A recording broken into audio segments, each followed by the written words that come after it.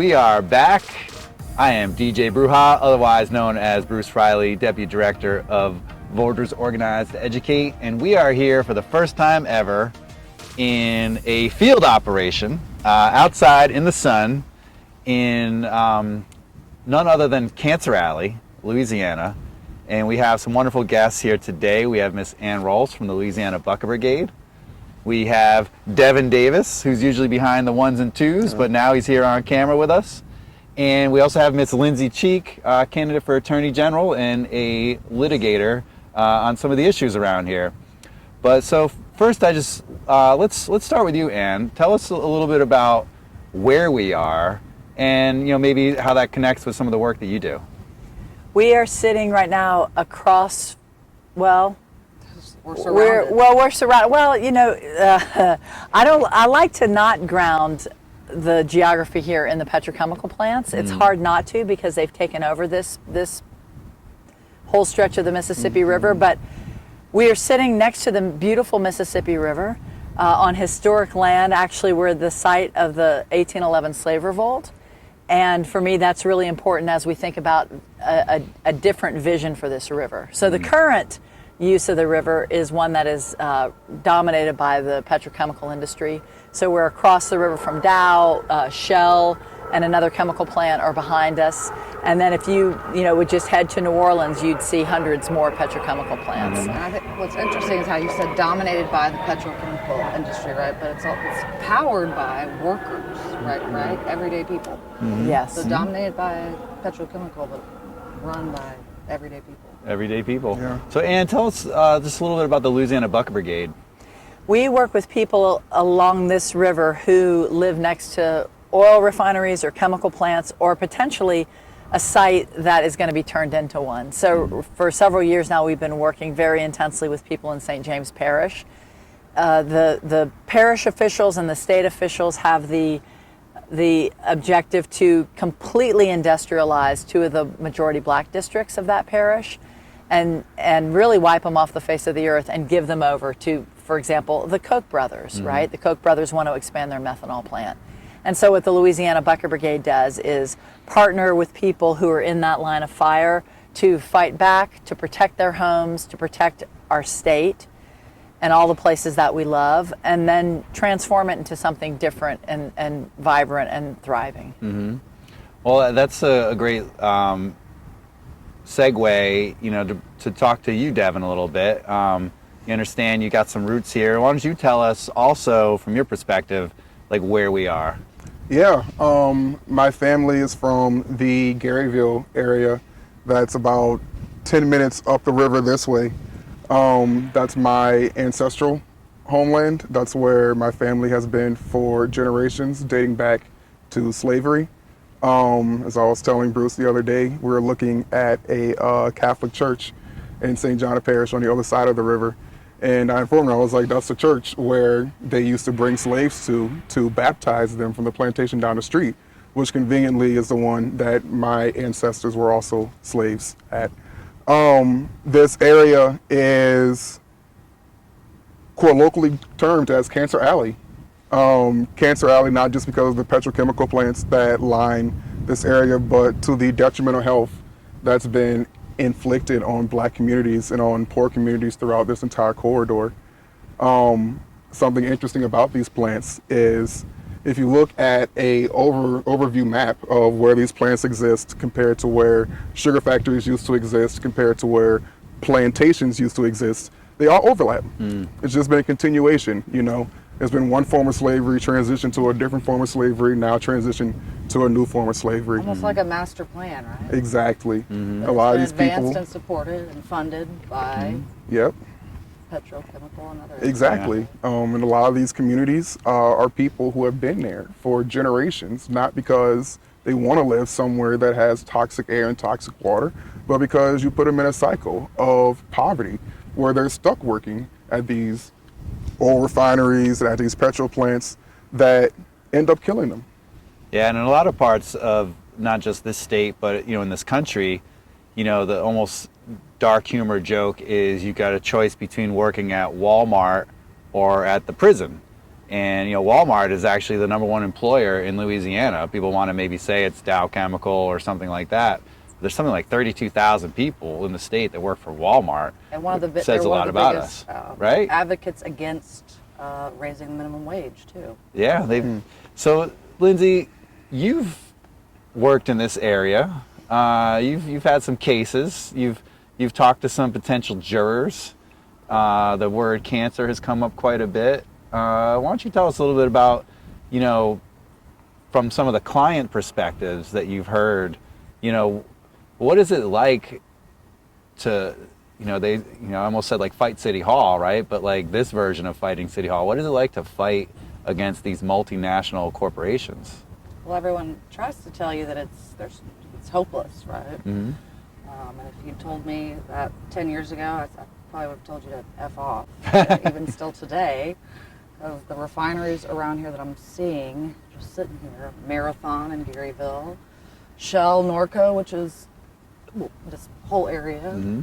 ExxonMobil, Union Carbide, which is up in Taft, and so many of these other big refineries I have litigated against and tried cases to verdict.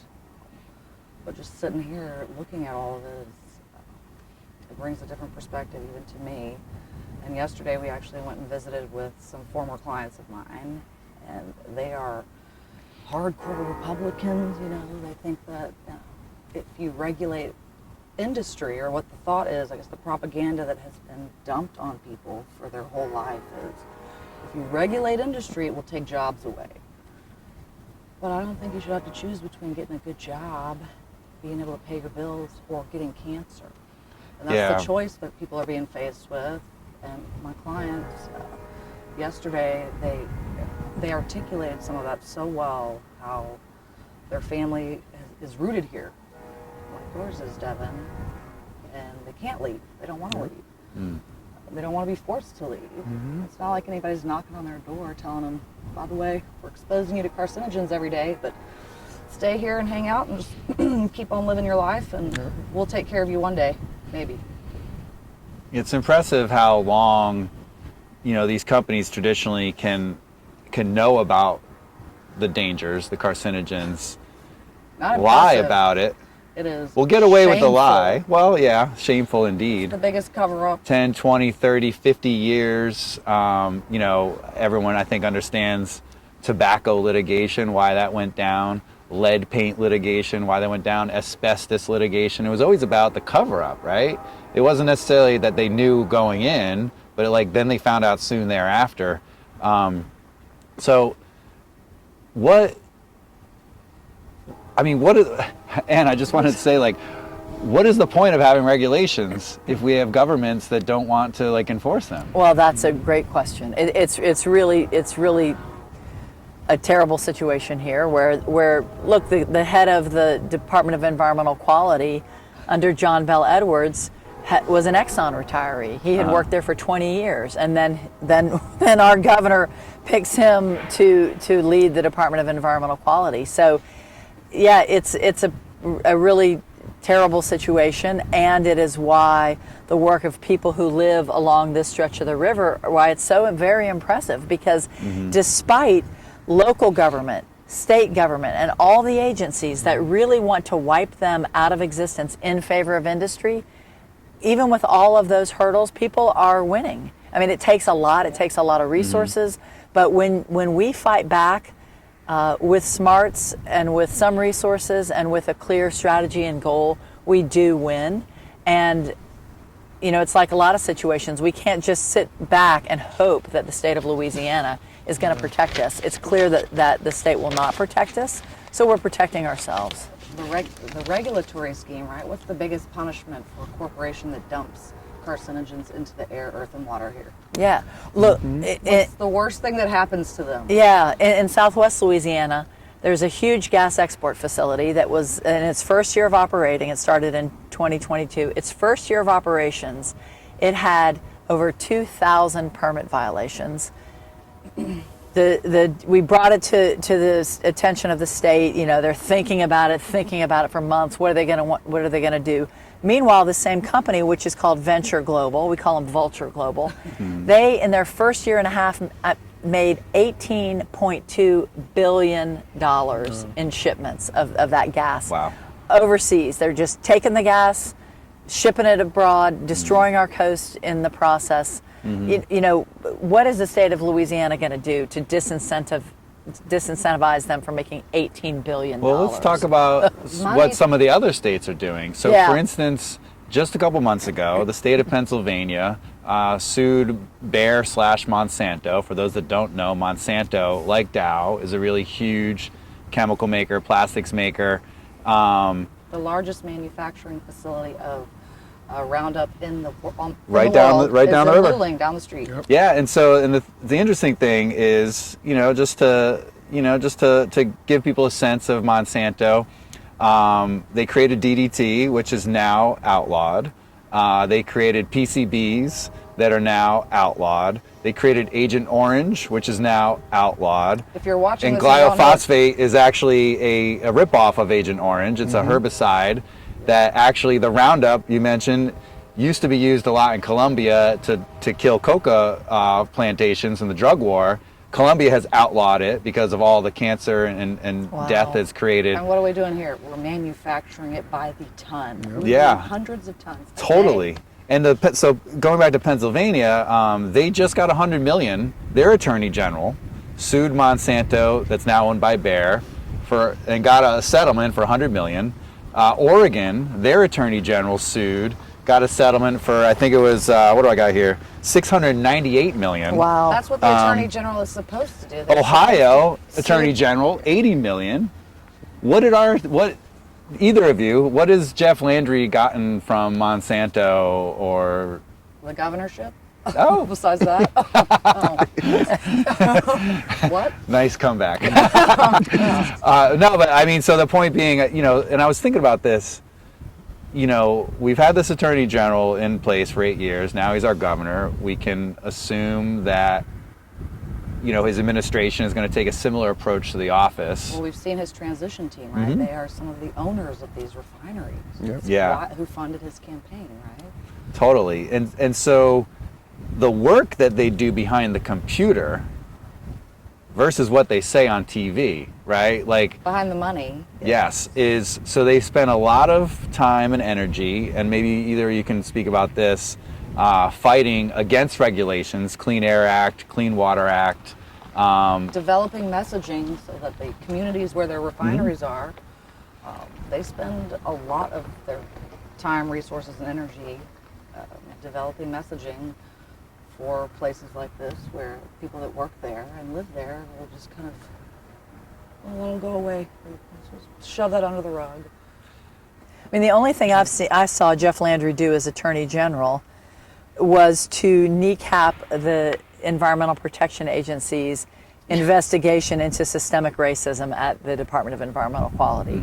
There's no way to be in this state and pretend as if the black community doesn't bear an unfair burden of pollution. I mean, and right now we're in a pitched battle in St. James Parish, and the Descendants Project in Wallace, Louisiana they're battling for the lives of their communities.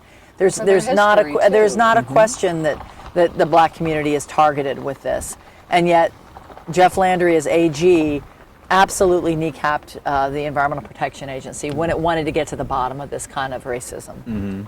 Well, Devin, how do we organize in spaces like this? How do we really reach people and kind of build a little something? Education.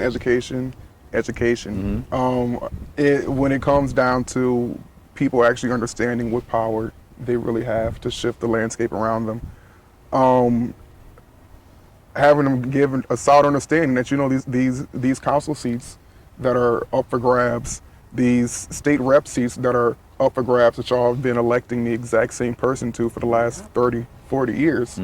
Maybe that person hasn't been actually working for you or working for your people in their best interest, realizing that there isn't some isolated class of politicians that's able to go and run for office, that any of us who has a voice, who's willing to be active and involved in this process, can put our names on a ballot and can run and can win.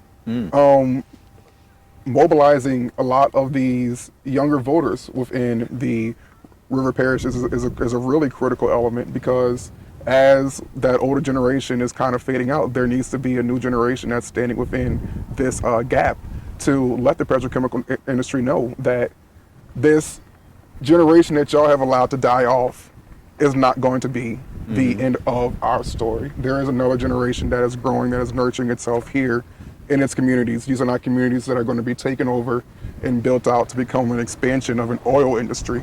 It's going to actually be vested into. These are people's lands. These are people's cultures. These are people's Their lives. history, their whole Exactly. life. This is our history. Like their family and ancestral burial grounds where Formosa is just trying to bulldoze through and just push people aside. Exactly. And there's only so much the little guy can do, right? It's Yep. David versus Goliath. This is the ultimate David versus Goliath. Throw the little stone, keep throwing them. And eventually you will crack the I don't want to say the ceiling, but crack the foundation, actually. Oh, yeah. And it makes a huge difference. And a few people can stand up to the big bad guys and tell them, this ain't right, we're not going to let it keep happening. Oh, yeah. Because environmental crimes, to me, are worse, almost worse than crimes against the person, right? Yep. That a person commits against another person. Because juridical entities like Exxon and Monsanto, they cannot be put in prison, right? And ExxonMobil as a corporation, we can't take them and put them in prison, right? Yeah. But they probably should be. Their executives make the decisions, though, right? But Yeah. the executives don't live here. They wouldn't want to live here. If you put an executive from Exxon or Monsanto here and told them, you got to drink that water, you got to breathe that air, you got to plant your vegetables and eat that food, there's no way that we should be able to pierce the corporate veil and go after the executives who are making the decisions, regardless of whether they're in this state or out of the state. Yeah. Well, we can shine the light on them, we can show up everywhere and anywhere, like Devin, what you're talking about with some of the public meetings. And I know that you mentioned Formosa Plastics, that's been a big fight for some years of like, oh, this industry is going to save us with jobs and money or whatever, versus, no, this industry is going to destroy my neighborhood. And you've been involved in that fight with the Formosa kind of coming in here and building a big old thing. Tell us a little bit about that. It was called a done deal when it was announced, and the people in St. James Parish, from certain quarters were mocked at even imagining that they could stop a $13 billion facility, and yet Where are once the owners, again, by the way, of Formosa located? They're not in, Yeah, they're even in the United Taiwan. States. They're in Taiwan. They don't Yeah. even live here. and the local people stood up and said, we don't want this, even as Formosa is coming in with all of their PR and saying, oh, these are going to provide jobs for the younger generation. That's what they're saying, and in fact, they have training programs in high school, right, to get people just starting to think that their only future is going to be working at this facility. But is an amazing thing to be part of. Just really solid people who have a different vision for their community and who draw a lot of power from the roots in this region. So, for example, Barbara Washington, one of the really important leaders in that Formosa battle, when she speaks, she stands up and says, my great-great-great-grandmother, Harriet Jones, bought 34 acres of land in 1874. And her family predates emancipation in this area. She's buried here. Yeah, and so that's an incredibly powerful community if you look at it through that lens. And I think a really important part of all of our work is to find our power, because the Formosa Plastics and Exxons and Marathons of the world, of course, want to make us feel like we don't have any. But we have quite a lot. Bless their hearts, right? They're discounting Yeah, us. I mean, and Formosa Plastics, as you brought up, is from Taiwan, and they're not allowed to build that facility in Taiwan. It violates the law there. It pollutes. The headline of one of the news articles was, a plastics plant that pollutes too much for its own country. And so where does it come? To Louisiana. And why, and this idea that we have, economic development masqueraded business friendly as business yeah, friendly. well, it's actually, health destruction, environment destruction masquerading as economic development. I Yeah. mean, it certainly is an economic development. It's so just destruction. People use the term fence line communities. Where did that come from, and why do we think of it like that, fence line communities? Because people live on the fence line. I mean, it's that close. We're very near. We could walk in 10 minutes over to the home of Margie Richard, a leader of a group called Concerned Citizens of Norco. And in the early 2000s, she was battling Shell because of its pollution, and we measured, and her home was actually 17 feet from the fence line. People live unbelievably close. If you go further down the road toward New Orleans, there's a little town of New Sarpy, and people's backyards actually are these huge petroleum tanks that have, you know, millions of gallons of highly flammable gasoline, jet fuel. And they light up every once in a while. And the largest tank fire in world history was, you know, about 10 miles away from here. Yeah. Yeah, and a lot of these chemicals, you know, we find out that they leach out of their what they're put in. Like, let's just say, for instance, that out, right? Is the company, is it because the company is telling people, or is it because they have eventually been sued and to set trial lawyers? Yeah. We get painted as the bad guys, right? Trial lawyers are driving up insurance. No, trial lawyers, like real ones, like me, we actually engage in the discovery process, and I'm the only lawyer that I know of in the last 40 years that has been able to get into the Marathon Garyville refinery, for example. You file various motions to get in there and take pictures, and as soon as you get in there, they're like, oh no, we got to get rid of that case. Let's just pay them off and shove them to the side. But it is a energizing voters, and their communities kind of wake up, right? Don't wait till you have cancer. Yeah. Wake up now, vote. Use your voice to actually make a difference. Yeah, I mean, so Devin, like with the recent fire in Marathon, I mean, what were family members of yours saying? Like, did they smell it? Were they coughing? Like, what's it like to be in the middle of a refinery fire?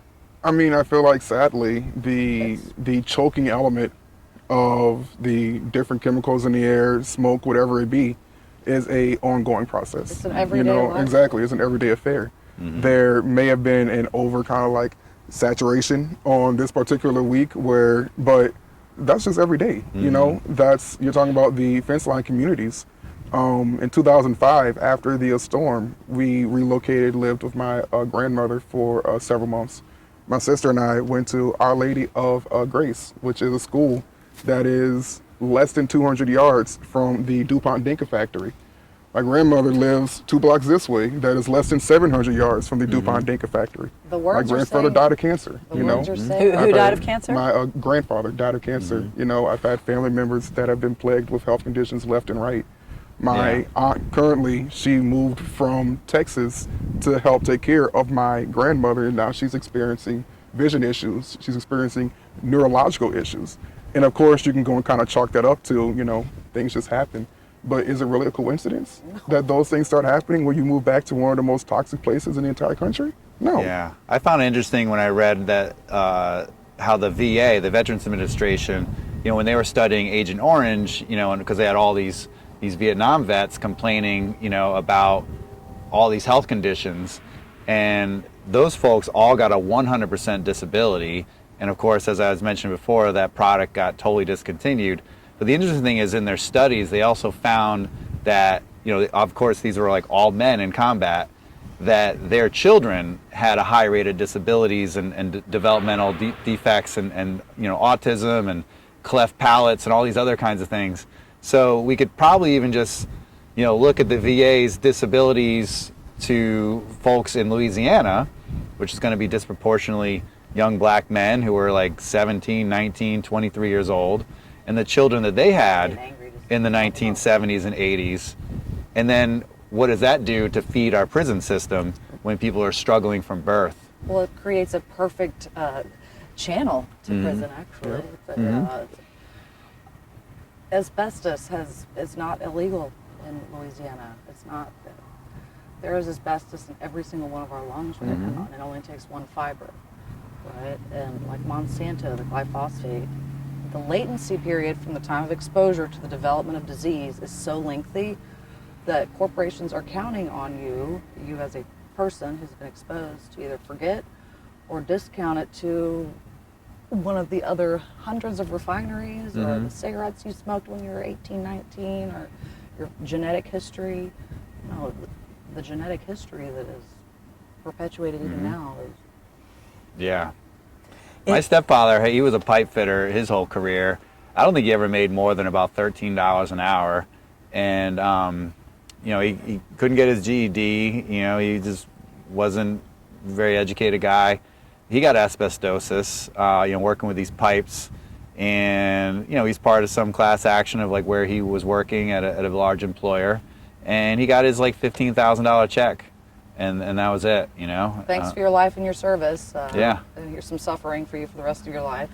In the neighborhood not far from here, there were lots of spills, but in particular from the chemical plant, which releases methyl ethyl ketone, which is a known to damage you developmentally. So if you're a child and you're growing, it messes with your mind. And that facility had a release. And kids, there were pictures in the newspaper from that time, and kids were, had their sweaters over their mouth. It smelled that bad. All those kids in that neighborhood, of course, the adults too. And I'm trying to circle back around to your point about what does it do to people who are trying to develop, and what does it do to your mind? Suppress you. And then people end up in jail. And did anybody ever have a chance? Yeah. Right. Yeah. And we almost need like environmental impact statements for every person who gets sentenced. Well, I talked to an investigator once who knew the job that I had done. I actually went to her to see if she could help us out with some of our work, and she said, and she worked for an attorney, and she went and looked up the accused background and so forth, and she said, so many times I go and these guys grew up near a petrochemical plant, and for me, last night I was in a hearing, and people who were testifying in favor of this, another polluter coming here, were saying, we grew up in the oil field. We're used to the oil spills in our river and in our lakes and on our land. It's what we know.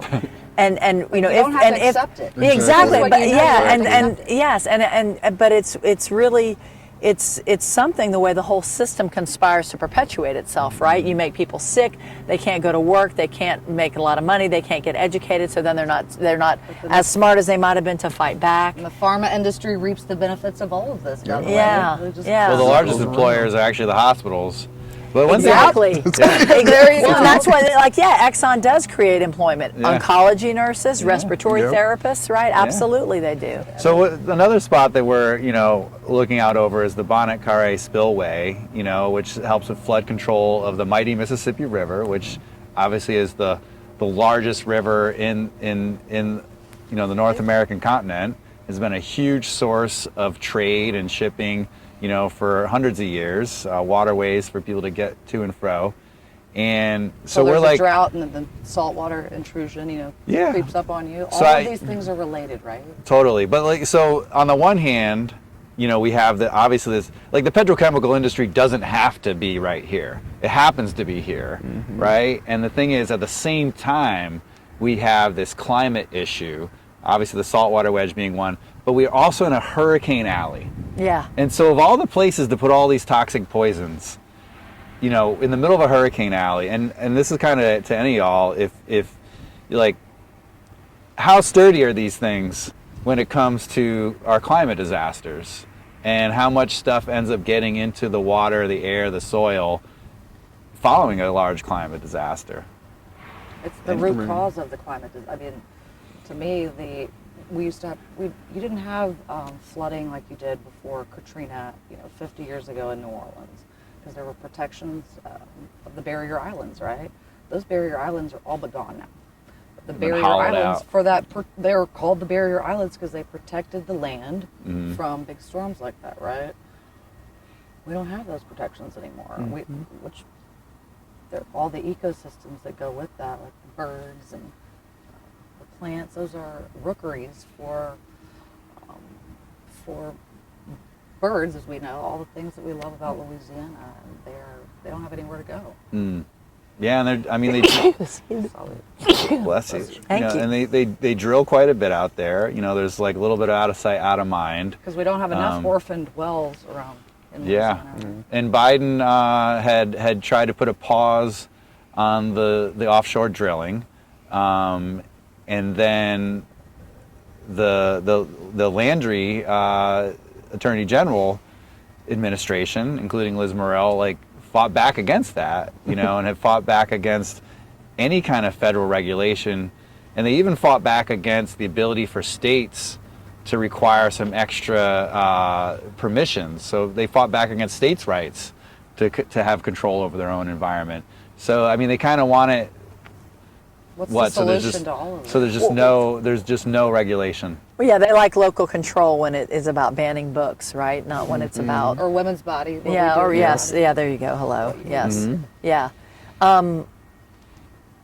So what do we do, Am? Yeah, well, you know, we do the same thing we've been doing for a long time. I mean, it's. I have friends who see me and they say, I don't know how you keep going, right? But actually, when you're in, I mean, y'all must experience this in your work, right? When you're in the battle, you actually can see the strides you're making. Oh yeah. Sure, we all see what a challenge it's going to be, right? To have a Landry administration, but I think we're smarter than he is, right? And we are on the right side. And more people are being harmed by these bad ideas than are being helped. And so, for me, it's you know, just continue doing what we're doing. I mean, what the real challenge now is that we win. It's that the onslaught is so immense, right? So the industry has a plan against us. Yeah, they have a plan to build or expand 110 facilities in Louisiana in the next decade. I mean, that's a lot, right? There's no question about it. But again, St. James Parish is the example. But do they pay property taxes? Do they contribute to the Right. actual, like, Right. ExxonMobil pays less in property taxes to the state of Louisiana than I do. Yeah. But that's crazy to me. So if, you know, they want to build here and they want to expand, and it's great for business, but is it actually good for Louisiana? No. We're number 50 in just about everything we can think of. Yeah. So solutions, elect me as your Attorney General, right? Yeah, that's number one. It would be a reckoning on that. Yeah, and I think really the best, again, this hearing that I attended last night, it was profound because you could see the nexus of so many ills, of education and of disaster capitalism, right? It's like people have been so polluted and there's nothing else, so that all people can accept is more pollution. Is defeat. And what about different kinds of industries? I mean, look at where we are. It is a beautiful place. Very beautiful. The largest slave revolt in U.S. history took place along this river. Where's the museum? Where's that museum? Where is the Institute for the Study of mass graves, as an example? I mean, this is a place where there are, right enslaved here. bodies, right in the spillway here. There should be some sort of international center to study that and to figure out how to do that work best. The Descendants Project in St. John Parish does amazing work as far as preserving the cultural resources of the area and having an amazing vision for a different kind of economy here. The film industry, small businesses. The state of Louisiana gave $13 million to Formosa Plastics for the jobs they were going to create. Okay, last I saw, they haven't created any jobs. No. What if you had given that money to people, to hairdressers and barbers and small business people along the river? We've it would created be 30 awesome. full-time I'll jobs. take that $13 million. Exactly. Exactly. It'd be Or transformational. maybe to Thank you. people who had been wrongfully Transformational. imprisoned, maybe to make up Yeah. for the time that they can never get Exactly. back, right? Yeah. Well, clearly we can get a lot done, and I think we could talk about the ills for a long time. And I know that we're all going to be working on the fight back and the solutions following this. And I'm really happy that the three of y'all came out here to this beautiful day in beautiful Louisiana. And despite all the pains around us, we smile and we struggle on. We all got our shades on, except you. That's what And and I just curious if any of you have like some closing thoughts as we sit here, Devin. Yeah. Just that I love this state. We were talking before that I really built out my organizing career outside of Louisiana and chose to come back home because I believe in the people that vested in me. I want to invest in a state that gave me so much. And so not just to just continue fighting, but more to continue growing our movement is a inspirational task for me. It's a blessing to me to be able to fight for a better state for future generations to come.